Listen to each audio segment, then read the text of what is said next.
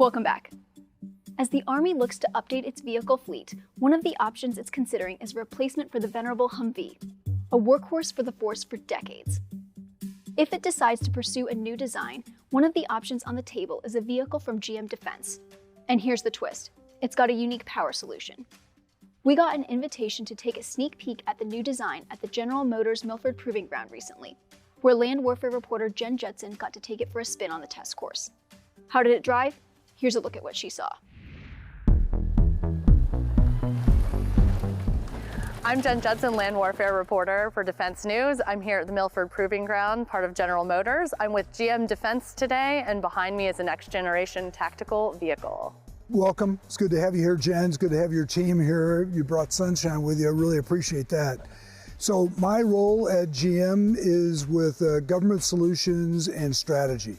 We're responsible for thinking about what's in the future and defining that for our business, working with customers and making sure that we're able to bring that to reality. And so you have designed this vehicle behind us as a technology demonstrator. So talk a little bit about what we're seeing here. Sure. What is this?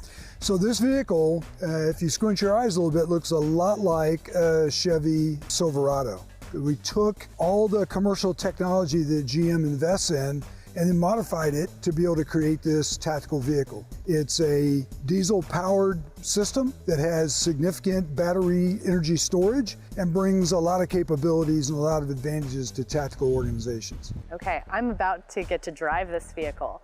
So tell me what to expect. Well, first, it's going to be uncomfortable because you're not going to hear any noise. It's very quiet by design, and it gives you the ability to cut down on your fuel usage, but give you tremendous capability for military missions. All right, well, thank you. Let's get driving. Let's do it. All right, here we go. We're going down this crazy hill, and I almost can't see. Here we go. Whoa, whoa, whoa. Could not do that in my minivan. I'm driving over washboard right now, and it certainly doesn't feel that way. Going downhill through like some really gigantic potholes. That wasn't too bad. That would have destroyed my car. All right, this is like a roller coaster ride. Get ready. Here we go uphill. Woo. All right, which way am I going? Right. All right.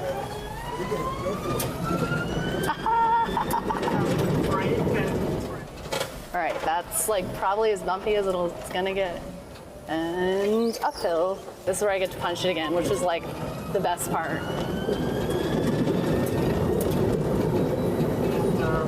All right, I definitely would have skidded out in a regular car there. That was pretty awesome. Like, I'm going over a washboard road, really sharp curves, inclines, downhills, and it's just really smooth. It's gonna be so boring to drive my rental car off the property here today. Are you sure I don't get to keep this at the end? All right, I'm gonna turn this on hybrid drive now. There goes the engine. Just making the cameraman sick. Now, am I supposed to feel like the drive is a little different? Okay, then I am. I just want to make sure. So as I'm driving in hybrid mode, I am also charging the battery as I drive. It's using the energy from the engine, feeding the battery. All right, I'm going to switch it back to silent drive. All right, JD, don't hold back. Were you scared for your life while I was driving this vehicle? Luckily, there's a bunch of handholds I was able to hold on. No, you did a great job, and I think it illustrates that this is a pretty easy vehicle to drive. It's intuitive, and it's funny with soldiers, when they get the chance to drive either an ISV or this vehicle, it's what they drove to work this morning. Most of them drove a pickup truck, and this is that vehicle. It just doesn't look that way. Talk about what it is you're hoping that the Army, the military world will take away from a tech demonstrator like this. What are you hoping to show them? I think number one is the technology's here today. I think there are those that aren't familiar and think, well, someday we'll have this capability. No, you've got this capability today. Number two, we're looking for feedback. You know, we got some feedback from you. We get feedback when the soldiers drive it. We'll get feedback at AUSA because we're continually improving. That's what drives GM. You can imagine the company that builds Chevy Silverados and Cadillacs not taking information that a customer gave them and make the changes to make it better. That's what we're all about. And AUSA is one of the many opportunities we're going to have in the next year to take that feedback and make this vehicle what soldiers and Marines and others need it to be. You know, in recent years, we've seen quite a few Humvee accidents, for instance. What are some of the things you're thinking about in designing a new vehicle for any Army in the world when it comes to safety? Well, first off, the safety culture at GM overrides everything. This vehicle in particular, similar to the ISV, has several features built into it. It has a rollover protection system, so in the event that the vehicle does roll over, and sometimes the situation causes that to happen, the crew and the equipment are protected. It has electronic stability control. It has anti-lock brakes. Since about 2012, that's been mandated on all commercial vehicles, so all the soldiers and the Marines and others grew up driving that. So the transition to a military vehicle that doesn't have it puts them at risk, especially in a very anxious situation. This vehicle has that.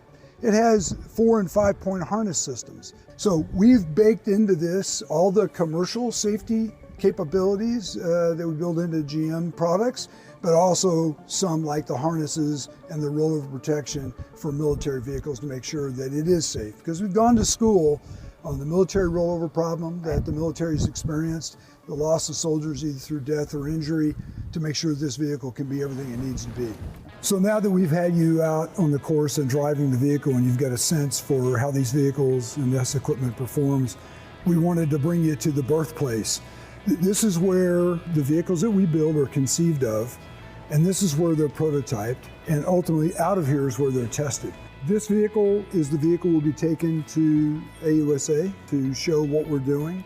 As you can see, it's much more polished and finished. It's still a prototype, but it's got upgraded capabilities in many cases. In this case, it's only a 4-seater to give more opportunity for cargo and mission systems in the back. We'll be displaying multiple mission systems on this vehicle at AUSA with some of our partners. So we'll have a remote weapon system on top, and then here in the back, we'll have a loitering munition from one of our partners, and also a tethered drone.